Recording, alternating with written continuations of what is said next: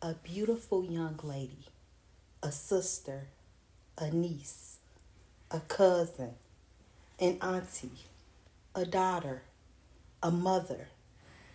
Mahogany Jackson is loved by many. She didn't deserve what happened to her, and her family deserves to grieve without being forced to see the videos of her last moments. Her mother shouldn't have to beg anyone to not send her videos of her child's last moments. Her sister shouldn't have to express her frustration about someone being paid to show the gruesome videos of her sibling last moments. Last but definitely not least, her family shouldn't be blamed.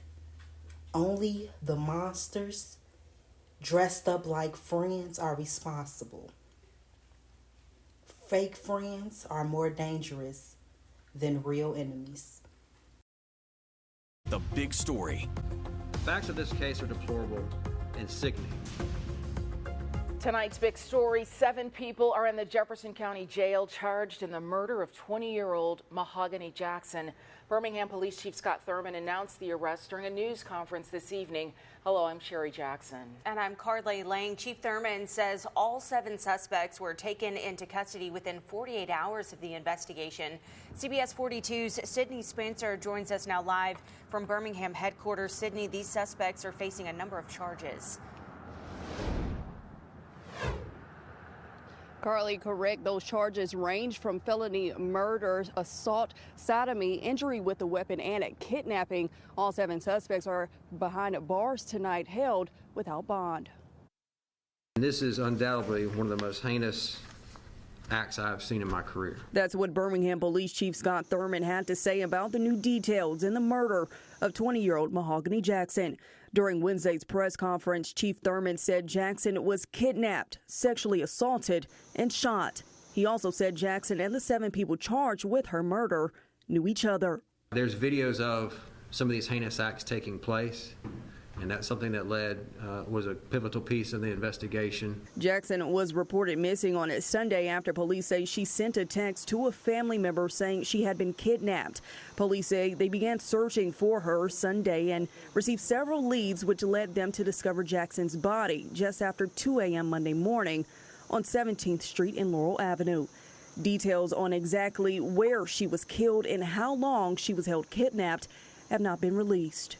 The facts of this case are deplorable and sickening. Chief Thurman said with the help of the community and Jackson's text to a family member, they were able to quickly find the suspects and place them behind bars. Investigation initially began as a missing persons case.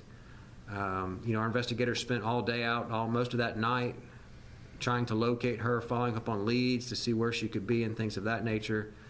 And then, unfortunately, a few hours later, we received information of where her body was. We went to that location and did indeed find her body.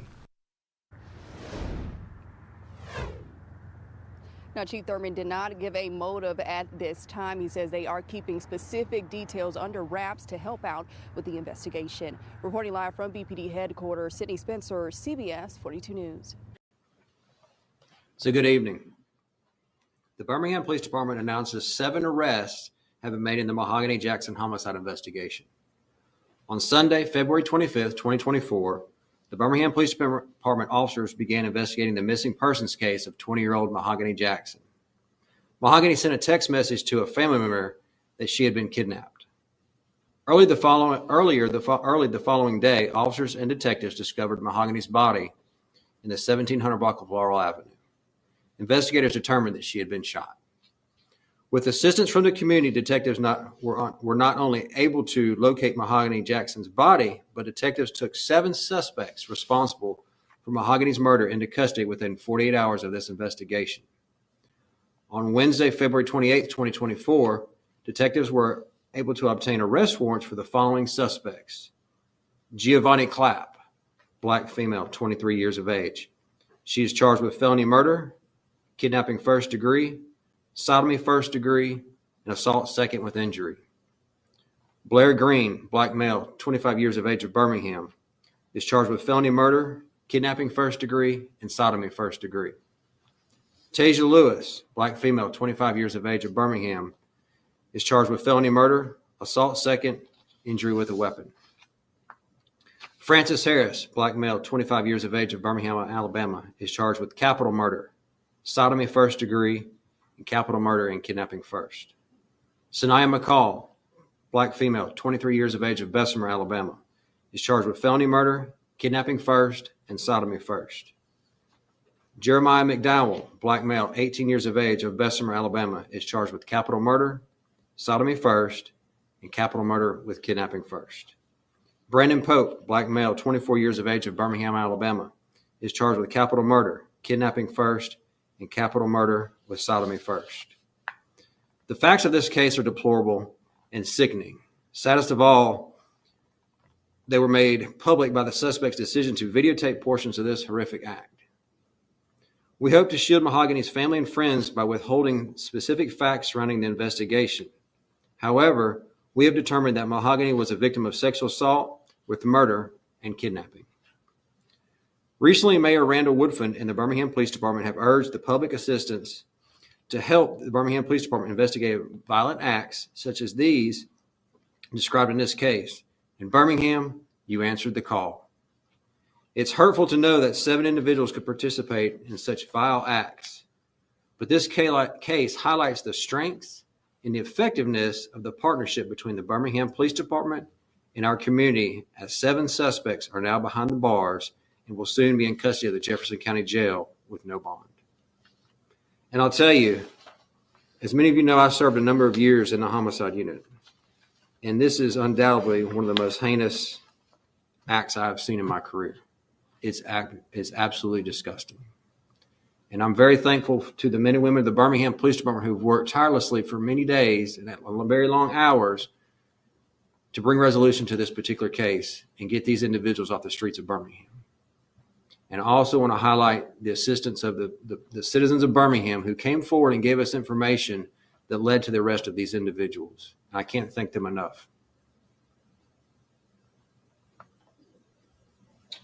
Chief, can you tell us how long Mahogany was held hostage and tortured, and do you have a possible motive?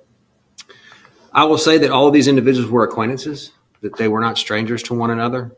As far as an exact time of how long she was held, I don't have that information. And do you have a potential motive? I would just say that they're all acquaintances of one another. I know on early Monday morning, you all went out there with the family to go look for her. What happened during that time? Were you all able to find her?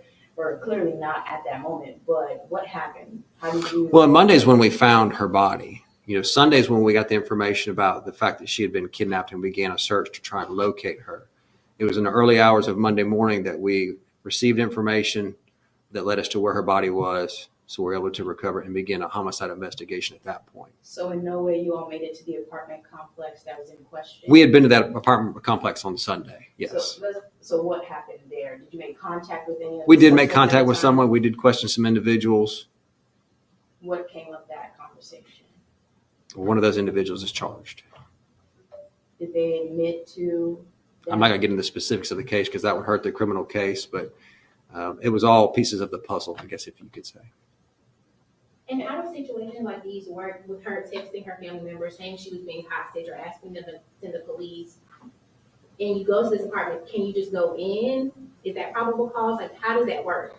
So we have to look at the totality of circumstances. Each case is different, has a different set of facts. We have to look at what we've got. And then, there's different ways, whether we need to obtain a search warrant, we can gain consent, or as you kind of alluded to, if the facts are just egregious enough, then we could go in and make sure no one's in danger. So of the 7 people, have most of them been compliant and talking to detectives who have been working on this case? There again, that's something that will need to come out in court. That's part of the criminal case. Chief, how exactly did the public assist in identifying these suspects, and are you confident that these are all of the suspects involved? I am very confident that this is all the suspects. Just them giving us some of the information that they had seen, that they had been made aware of, giving that information to our detectives so they could follow up from there, which led us to the culmination of these individuals being in jail today. Chief, I know you said you can't tell us the motive right now, but I saw, is it true, can you confirm, has there been like a video going around of a fight prior to the murder that occurred? Well, I won't necessarily say there was a fight. There's videos of some of these heinous acts taking place, and that's something that was a pivotal piece of the investigation. So I'll just leave it at that. Chief, how big of a role would you say those text messages and her contacting her family, how big of a role did that play? Well, I think that was a very big role because that kind of got the police involved. Otherwise, we wouldn't have been involved prior to that time had that information not gotten out to someone so they could alert us so we could begin an investigation. The investigation initially began as a missing persons case. Our investigators spent all day out, most of that night, trying to locate her, following up on leads to see where she could be and things of that nature. And then, unfortunately, a few hours later, we received information of where her body was. We went to that location and did indeed find her body. Chief, I just want to clarify something from earlier. Did the victims the suspects all knew each other? Did they also know the victim? Yes. Okay. Everyone involved in the case, victim suspects, were all acquainted with one another. Can you say if the person that led you to Mahogany's body is one of the suspects? They are not. And do you know where Mahogany was shot? Was that the apartment complex or? There again, that's some of the facts that the detectives they're presenting in court. How much longer do you think it'll take to kind of sort of wrap this case up before you get to court? Are there more things that you're gathering? There's constantly always things, that are ongoing in a case. There's a lot of other leads and things to follow up on, testing of evidence, getting, things back from search warrants, things of that nature. So there's always, just because an arrest is made, there's still a lot of things that need to be done before we get to court to make sure that every stone is unturned, everything is checked into and evaluated. Do you all think that these are the only people that were involved, all seven? Yes. How many other locations was she taken to other than the first apartment? There were some others. There again, that's something that's kind of critical to the case that, only the people involved would know some of that information. So sharing that with the public could potentially hurt the criminal case in the future. Can you say if she was killed at the location she was found or killed someone else? I don't have that information. Is there anything you want to say to the community? I know we've had for several weeks, days, have been talking about homicides happening. And in 48 hours, people came forward, which is not common in some of the cases that you all are dealing with. Is there anything that you want to say to those folks who came out and helped the detectives? I would just like to drive home to, our citizens that this is the outcomes that we can have when we all work together. We can get these people off the street very quickly to ensure the safety of everyone in Birmingham when we all work together and information is shared. And so these men and women who work in the Birmingham Police Department work very hard. They haven't hardly been home working on this case and some of the other cases, but this is what can happen when we all work together and we share information. They won't stop as long as there's things to work on in this. As long as the public shares that information, we'll continue to follow up on it. Thank you, everyone. To all of Mahogany's family and real friends, I am so sorry for your loss. If what Mahogany went through, all of her hurt and pain, can stop someone from going through the same thing, then she didn't die in vain.